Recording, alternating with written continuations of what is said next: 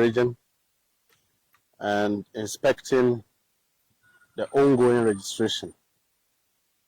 And also that our youth, thank you very much. I think basically we've been touring the region and inspecting the ongoing registration and also seeing how far the Electoral Commission is doing its work in terms of ensuring that our youth who are 18 years and above, and also Ghanaians who could not register in terms of the last registration, are able to get the opportunity to register in order to participate in the voting of the 2024 general election, who will see selection of parliamentarians and the next president of this country. That is why we are in the region. How has the experience been? It's been very well. So far, I think Upper West is naturally a very peaceful region. That is what is manifesting on the ground. All persons are going about their normal duty. The difficulty is that we still have people who queue in numbers and having to go home without being able to register. Contrary to what the Electoral Commission have said, there are still network challenges and the network system is very slow. If you look at places like Wa Central, Wa East, as in Wa West, if you look at Jirapa, these are places where people still come to the registration centers and they are not able to register and have to go back home. That is one of the difficulties that we have identified. We came to Nandom only to realize that they had only one machine. And when we inquired the reason they had one machine, the explanation is that they don't qualify the threshold to have more machines because in the last registration, they did 1,300. But on the records of what the political parties have and what was captured in the Electoral Commission's database in the last registration was over 2,292.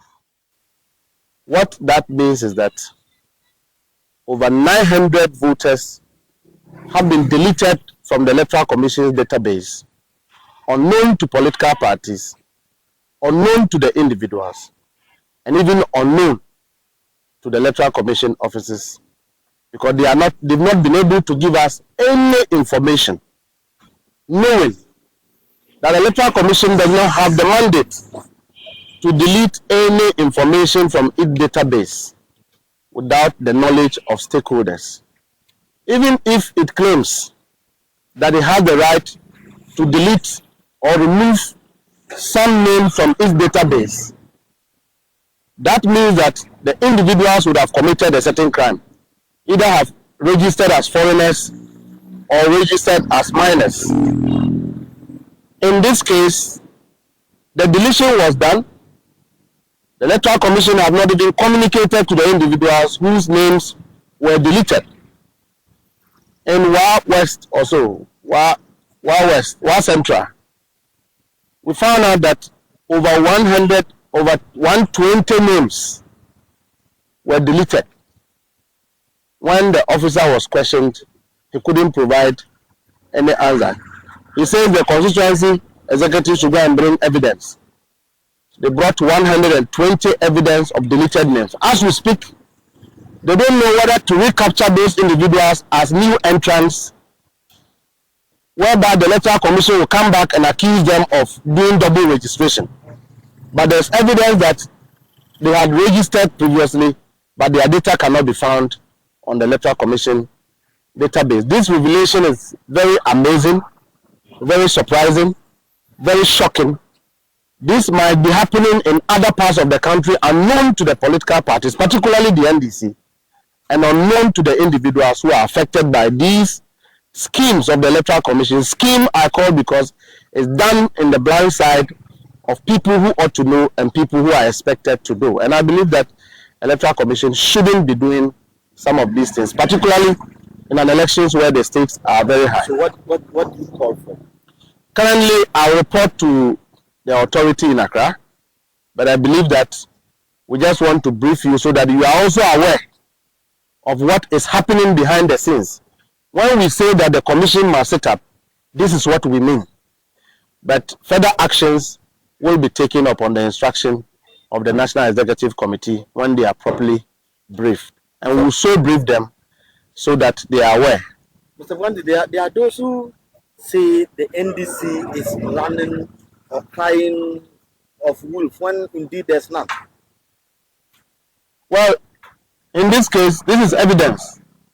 When you have deleted numbers, you have deleted names, deleted data from your database without recourse to political parties, without recourse to the people who are concerned and affected, and they are confused, meanwhile they have to register and vote. The NDC is not crying foul for nothing. We are crying foul and giving you evidence. I was in the constituency of the former Minister for Interior, Honorable Ambrose Derry, where his NADMO coordinator was coaching minors to come and register. Is that crying foul? I've given those evidence to the media outlets, and I'll give you more of those evidence. Is that crying foul when the constituency of a former Interior Minister who ought to know that these things will compromise the security of our database and also make our data very vulnerable, is doing this in his constituency only to win an election? They think the NDC is crying foul. We have also seen places where they are busing foreigners to come and register. And we have driven those people away. We've prevented them from registering. And so the NDC is not crying foul. These are pieces of evidence that we are giving you to wait for what to be done in Accra, what the General Secretary and the National Chairman would have to put together after all of this being analyzed. But more revelations are yet to come. The Electoral Commission certainly have something to hide. And all of us must get to know, going into the 2024 election, what is the interest of the Electoral Commission to the extent that it will be doing things in the dark without political parties knowing. You are aware just recently that the Electoral Commission's office, where there was no breaking, where there was no vandalism, machines were missing.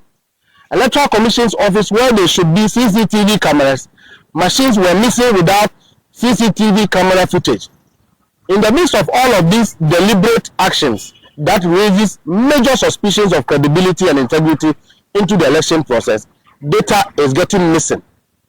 Where else are they deleting people's names without political parties knowing? So we are not just crying foul. Have they given a reason why these names are deleted? They have not. That is why we are raising it.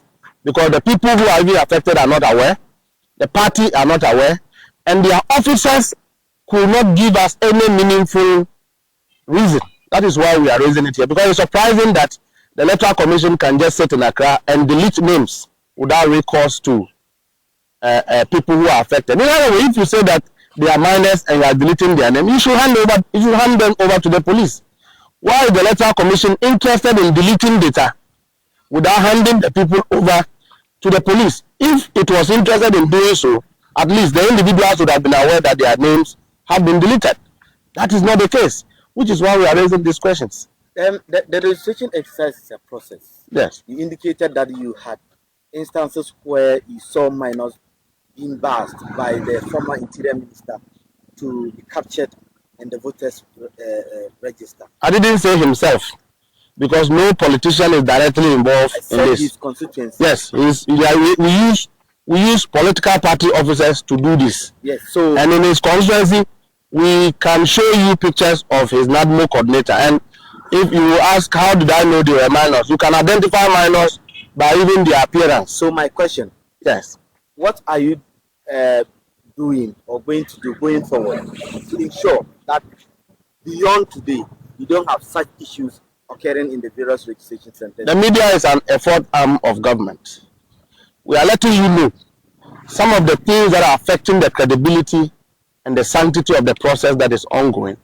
Beyond that, we submit reports as we have gathered all of it, and the election directorate will review, and then the party will take an informed position But in the meantime, these are very serious matters, particularly one where all of us would have gone to write our names, go to sleep, and we wake up and such names are deleted without your knowledge. I think it's unlawful, it's not acceptable, and it shouldn't have been done in the first place.